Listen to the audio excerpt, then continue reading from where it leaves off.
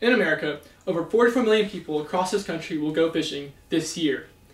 People across this country vastly believe that fishing is a soothing and therapeutic pastime, myself included.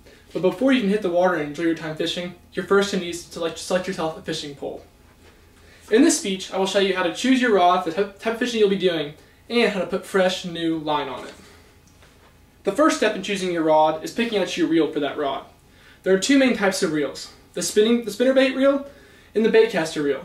The spinner reel is used mainly by beginners for its simplicity and ease of use, while on the other hand, the baitcaster reel is used more by advanced anglers because it's a little harder to use but delivers more precision and a smoother retrieve. Once you pick the reel for your skill level, the next thing you'll need to do is choose your rod. Your rod will differ based on the type of fish you're going for, so in this speech I'll mainly talk about freshwater fish for simplicity, even though there are still many variations of rods you can use for your inland fishing. The three main factors when choosing your rod are going to be your length, your power, and your action. For length for a beginner, you'll probably use a medium-sized rod around 6'7", but these rods can go all the way to 8 feet, giving you many variations. After you picked your length, the next thing to think about is your power.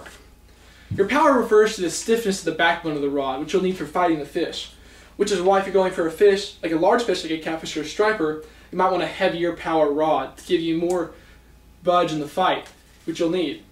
But we're going for a small fish, like a crappie or a perch, you're going to want a more medium power rod for more sensitivity when fishing for these smaller fish.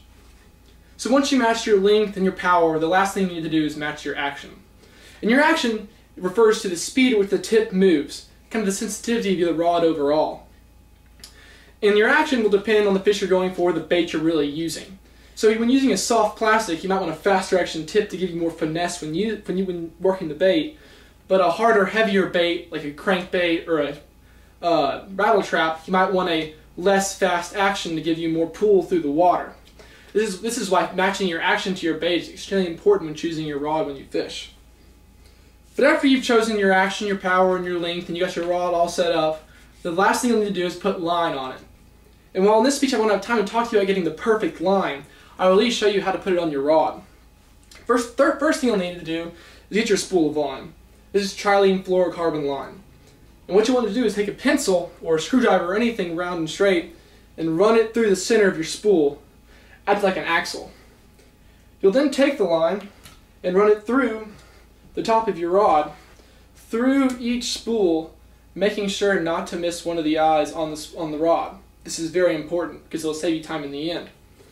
Once you run the line all the way down to the reel, you want to run it through the small eye in the reel. Make sure to go over the face of the spool on the reel, under the spool and up.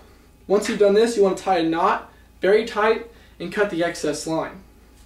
After that happens, what you'll want to do is have someone hold your spool and your pencil and hold it between their hands, keeping tension on it as you reel in the fresh new line. The tension will help you keep a cleaner spool and have your spool last longer. Another tip is to make sure that the spool is running line off the same way the line is running onto the reel.